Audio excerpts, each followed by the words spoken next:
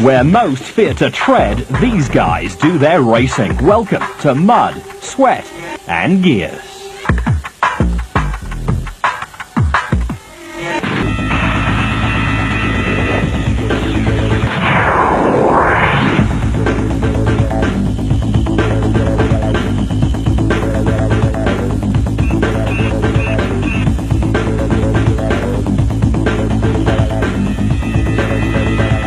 The rural town of Tarkastad in the Eastern Cape once a year casts aside a quiet pastoral image. It means the off-road brigade is back in town for the Quick Fit 400, which forms part of the South African Off-Road Championship. This year the whole off-road circus descended on Tarkastad, and that meant the Quick Fit 400 formed part of the car, motorcycle and quad racer championships. And overnight a sprawling tent town sprung up in what is one of the richest agricultural areas in South Africa.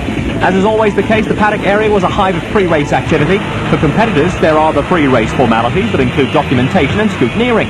The technical crew, there are always last-minute adjustments to machinery, and some of those are a little more major than they would have wanted.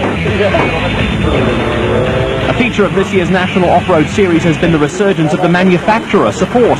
This is particularly the case in the production vehicle category, with an intense rivalry developing between manufacturers and distributors. The manufacturer involvement has led to a resurgence in the sport, with off-road racing basking in a sharp popularity curve in terms of numbers of entries and public interest.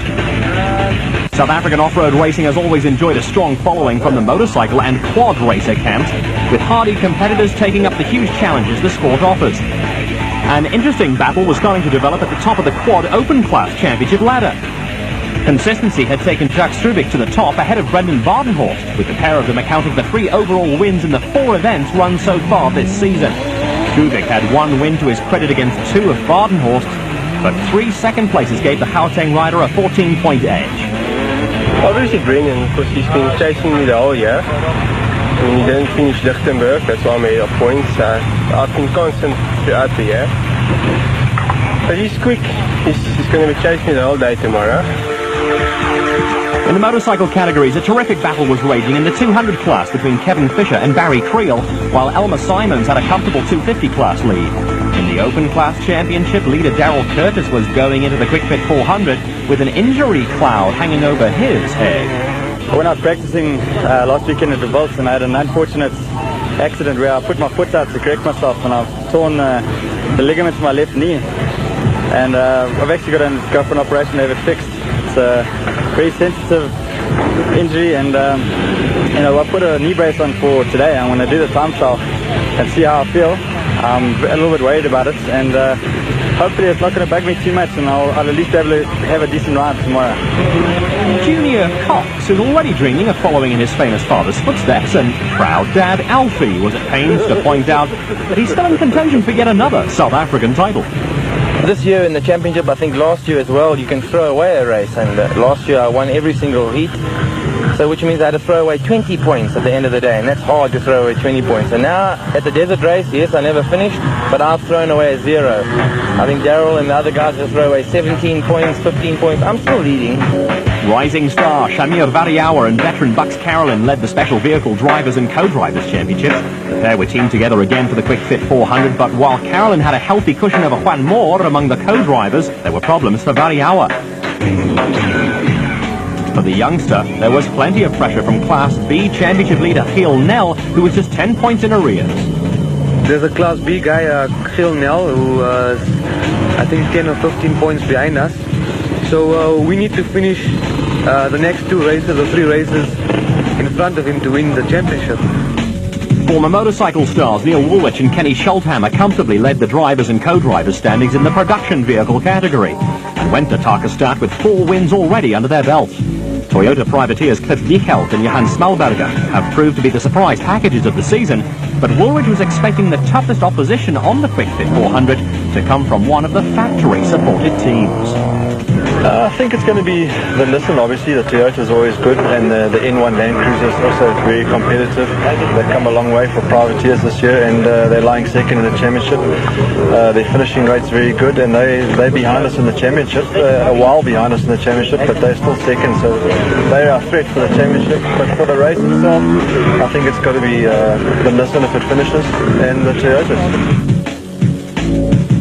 Ominous signs for crews as they prepared for the Day 1 time trial that would determine Day 2 start times for the Quick Fit 400. As it turned out, the time trial provided a few problems for some of the more fancied runners. Among them were rally ace Enzo Kuhn and Francois Jourdain in the factory-backed Mitsubishi Colt. A good time was scuppered by a water splash and malfunctioning windscreen wipers. We put all the effort to get a good time, and then we hit a single water splash in their wipers, so we had to get out and clean that. That took a minute off our time, so could have taken a leisurely ride. Reigning special vehicle champions Franz Čepek Senior and Junior have not had a happy season. Their run of bad luck was again to surface on the time trial. More bad luck? Yeah, another bit of bad luck. He seems to have got us with a bit of bad luck. We've had a bit of problems. This time we had a lovely run in the time trial, and at the end of the time trial we found that our German opinion seems to have a tooth missing, so I don't think we're going to be able to carry on. And I hope our bad luck is finished one of these days. It can't last forever. Reigning production vehicle champions Api Reinecker and Robin Houghton were also time trial victims.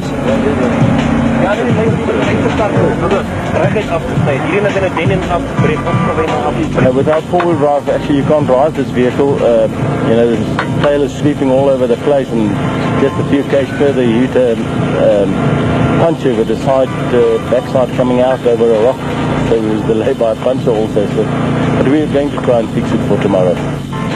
It wasn't all doom and gloom for top crews, with Ethan Caper, Greg Harvey and Boy Stone setting the fastest time in the special vehicle category in the Castrol Racing Jimco.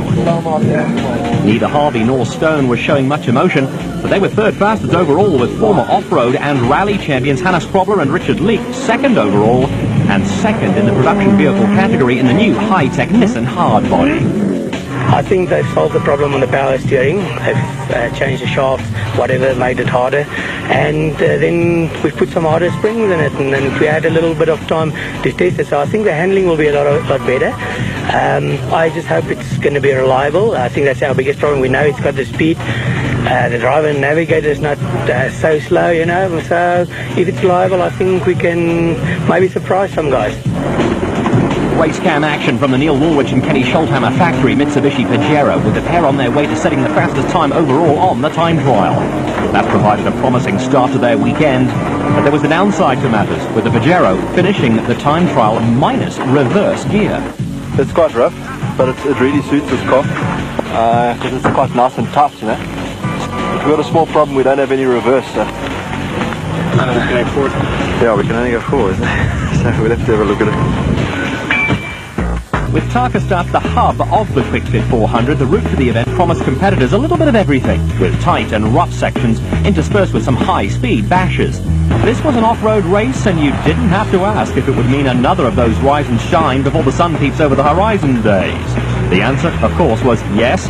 And once again, there was the usual pre-race activity, with everyone gearing up for what was going to be a long and tough day for crews, technical crew, and race officials.